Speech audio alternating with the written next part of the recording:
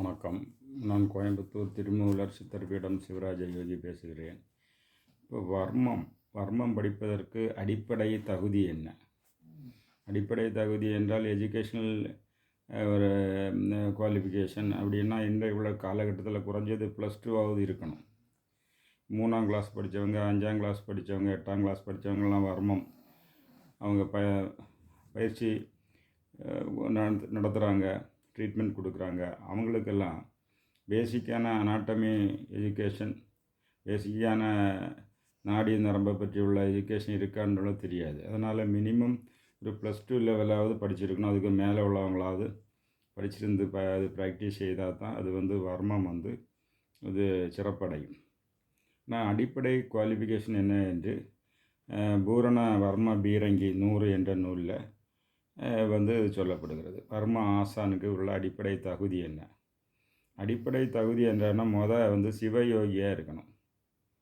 சிவயோகம் பயின்றவர்கள் தான் வர்மா பயிற்சி செய்யணும் அப்படின்னு இருக்குது.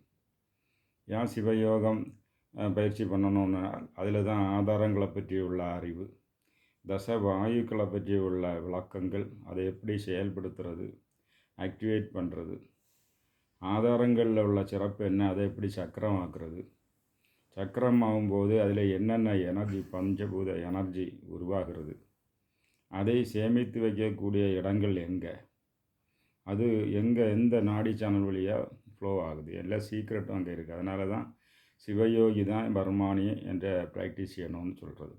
ஏனென்றால் மொத்தத்தில் வர்மானிகள்னால் இப்போ நடைமுறையில் உள்ளவங்க 12 நாடி சேனல் மாத்திரம்தான் அங்கே அதிகமாக அவங்க பிரபலப்படுத்துகிறாங்க.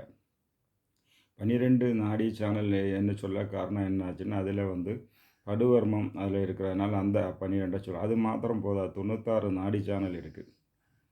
இப்போ ஒவ்வொரு படுவர்மம் இருக்கக்கூடிய ஒரு நாடி சேனல்லையும் அடுத்த 7 வர்மம் தொடர்பு கொண்டு நிற்கிறது. அந்த 7 வர்மம் 7 நாடி சேனலில் இருக்குது.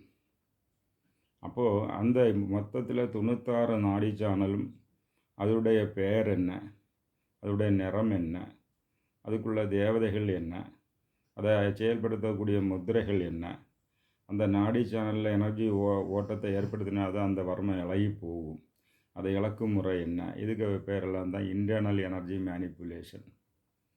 எக்ஸ்டர்னல் எனர்ஜி மேனிப்புலேஷன் விரலை வச்சு அழுத்தி அங்கே பண்ணுறதெல்லாம் எக்ஸ்டர்னல் மேனிப்புலேஷன். பாடி மசாஜ், எண்ணெய் போடுறது, இதெல்லாம் எக்ஸ்டர்னல் மேனிப்புலேஷன். இன்டர்னல் மேனிப்புலேஷன் வரும்போது அது சிவயோகத்திலையும் சக்தி யோகத்தில் தான் அந்த சீக்ரெட் இருக்குது. இன்டர்னலாக எனர்ஜியை க்ரியேட் பண்ணி இன்டர்னலாக உடம்புக்குள்ள 96 நாடி சேனலில் இந்த வர்மம் எந்த நாடி சேனலில் ஏற்பட்டிருக்குன்னு கண்டுபிடிச்சி அந்த நாடி சேனல் எந்த வாயுவோட தொடர்பு கொண்டு இருக்கிறது, எந்த சக்கரத்தோட தொடர்புன்னு கண்டுபிடிச்சி அதில் எனர்ஜி ஃப்ளோ இன்வேர்ட்லேருந்து அவுட்வேர்டு உண்டாக்குனா தான் அது இலகி போகும். இந்த சீக்ரெட்டெல்லாம் ஹை லெவல் சீக்ரெட். இதெல்லாம் தெரிஞ்ச ஆள் தான் வர்ம குருஜி. பேசிக் உள்ள ஆள் வர்மானி, அடுத்து வர்ம ஆசான், வர்ம பலிய ஆசான்னு ஒரு ஸ்டேஜ், அடுத்து வர்ம குருஜி. இந்த சிவயோகம் சக்திபாதி யோகம் படித்தா தான் வர்ம குருஜி ஆக முடியும். ஏன்னா பேசிக் எஜுகேஷன் அதில் தான் இருக்குது, உள்ளே இருந்து எப்படி எனர்ஜி. அதனால தான் அந்த டெஃபினிஷன்லே அது பூரண வர்ம பீரங்கி 100 என்ற நூலில் சொல்லி சிவயோகி தான் இருக்கணும்னு சொல்கிறது. பார்ப்பதற்கு மனதிலே அடக்கம் வேணும், சிவசக்தி எந்நாளும் தியானம் வேணும், உலகுதனில் பல உயிரும் ஒன்றாக்கி பரமனுக்கு சிறிதாக மனதை வைத்து பரிபூரண தியானத்தில் நடந்து கொண்டு அது பாருலகில் தான தர்மம் தயவும் ஆகி தப்பாமல் தியானமது மனதில் வாழ்த்தி பணிந்திருப்பாய் நினைவெல்லாம் பரத்தில் தானே. இந்த இதில் இங்கே கவனிக்க வேண்டியது என்னாச்சுன்னா தியானம் வேணும். என்ன தியானம்? சிவசக்தி தியானம்.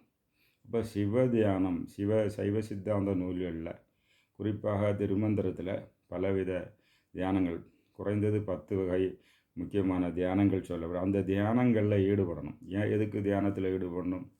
ஒன்றும் எங்களுக்கு தெரியாது, அப்படி இல்லை. மற்ற மதங்களில் இந்த தியானம் கிடையாது. சித்தர்கள் உருவாக்குனது தான் வர்மக்கலை. அப்போ அந்த வர்மக்கலைக்கு அந்த வர்ம ஆசானுக்கு உடம்பில் முதல்ல எனர்ஜி ஃப்ளோ வரணும். வந்தால் தான், ஹை லெவலில் இருந்தால் தான், வரக்கூடிய நோயாளிக்கு லோ லெவல் தான் இருக்கும். இப்போ ஹை லெவல் எனர்ஜி ஃப்ளோவை கொண்டு அங்கே கனெக்ட் ஆனால் தான் வர்மம் இலகி போகும். அப்போ அந்த தியானம் எப்படி வருது? சக்கரா தியானம். சக்கராதியான டெக்னிக் எங்கே இருக்குது? சிவயோகத்தில் இருக்குது. ஏனென்றால் பர்மத்துக்கு எனர்ஜி கிரியேஷன் படி ஃபஸ்ட் லெவல் சக்கரா, செகண்ட் லெவல் ஜசவாயு, மூணாவது ட்ராவலிங் சர்க்கியூட்டு தான் நாடி.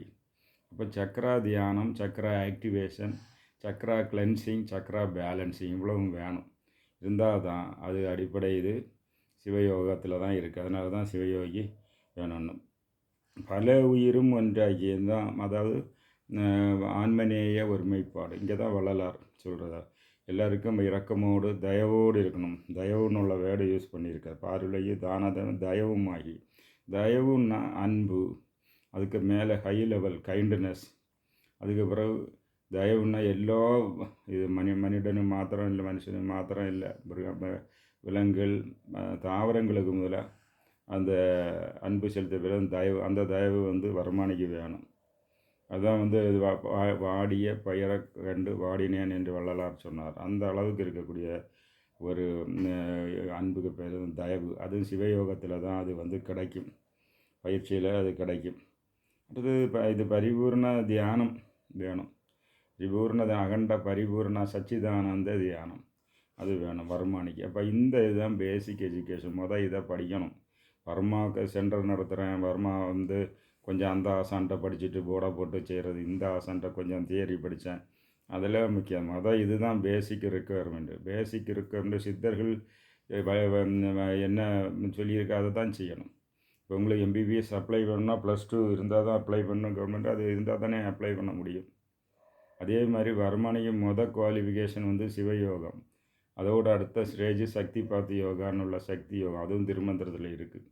ஏன் தேவைன்னா இதில் தான் சக்கரங்களை பற்றி உள்ள அறிவும், அதில் என்னென்ன இதழ் இருக்குது, அதில் என்னென்ன தத்துவம் இருக்குது, எந்த இதழில் எந்த நாடி சேனல் கனெக்ட் ஆகிருக்கு, ஒரு நாடி சேனலில் பஞ்சபூத எனர்ஜி எந்த விதத்தில் தனிப்பட்ட முறையில் எப்படி ஓடுது, அது கம்பைன் பண்ணி எப்படி ஓடுது, இதெல்லாம் இருக்குது. அது முதல்ல உங்களுக்கு நாடி 96 நாடி சேனலும் கடைசியாக பார்த்தீங்கன்னா ஆதாரங்களில் தான் கனெக்ட் ஆகிருக்கு. அந்த ஆதாரங்களில் கனெக்ட் ஆகிருக்க வச்சு தான் நீங்கள் வந்து அது வந்து அங்கேருந்து தான் ஸ்டார்டிங் பாயிண்ட்டு. வாதபித்த கவம், மற்றபடி கண்டத்துக்கு மேலே எத்தனை வர்மம், கழுத்துக்கு மேலே அதெல்லாம் இருக்குது. என்ன இருந்தாலும் ஃபைனல் வந்து ஒரு வர்மானிக்கு ஹீலிங் தேவை என்றால் அது வந்து ஆதாரம், அடுத்த வாயு, அடுத்த நாடி சேனல். இந்த அறிவு தான் அடிப்படை அறிவு. இந்த அடிப்படை அறிவு சிவயோகத்தில் தான் அதுக்குள்ள அந்த தியரியும் ப்ராக்டிக்கலும் இருக்கும். சக்தி பாத்தியோ இதைத்தான் நான் வந்து சொல்லி கொடுத்தேன். இது தெரிஞ்சால் தான் இன்டர்னல் எனர்ஜி மேனிப்புலேஷன் தெரிய வரும். அந்த இன்டர்னல் எனர்ஜி மேனிப்புலேஷன் தெரிஞ்சால் தான் வர்ம குருஜி, ஹையஸ்ட் போஸ்ட் வந்து வர்ம குருஜி ஆக முடியும். மற்றபடியாக வர்மானி, வர்ம ஆசான், வலிய ஆசான்னு ஒரு இடையில் ஒரு இது உண்டு. வர்ம குருஜினோட ஃபைனல் அடைய வேண்டுமென்றால் சிவயோக பயிற்சிகள் முதலில் கற்றுக்கொள்ள வேண்டும். மதம், நான் வேறு மதத்தில் இருந்தாலும் இது படிக்கிறது தப்பில்லை. இதெல்லாம் எனர்ஜி தான், எனர்ஜி ஃப்ளோ. எனர்ஜி வந்து உள்ள ஸ்டேட்டிக் எனர்ஜி, கைனட்டிக் எனர்ஜி, இந்த 2 எனர்ஜி உள்ள விளையாட்டு தான். டைனமிக்காக இருந்தால் வர்மம் இழகி போகும். அது எங்கே ஸ்டேட்டிக் ஆகுதோ அங்கே வர்மம் கொள்ளும். அப்போ இந்த ஸ்டேட்டிக் எனர்ஜி தான் சிவம் என்றும், பராசக்தி எனர்ஜி டைனமிக் என்றும் இருக்கிறது. இது மதம் தாண்டிய. இதில் வந்து என்னோட கேரளத்தில் கிறிஸ்டியன்ஸ், முஸ்லீம்ஸ் எல்லோரும் படிக்கிறாங்க. ஆனால் வந்து இங்கே தமிழ்நாட்டில் அவங்க வந்து இந்த அவேர்னஸ் வரணும். தேவை உள்ளவர்கள் தொடர்பு கொள்ளவும். ஆன்லைன் கிளாஸ் இருக்குது, டைரக்ட் கிளாஸும் இருக்குது. அதில் வந்து பெங்களூர், திருவண்ணாமலையில் பெர்மனண்ட் சென்டர் இருக்குது, சிதம்பரத்தில் சென்டர் இருக்குது. தேவை உள்ளவர்கள் தொடர்பு கொள்ளவும். நன்றி, வணக்கம்.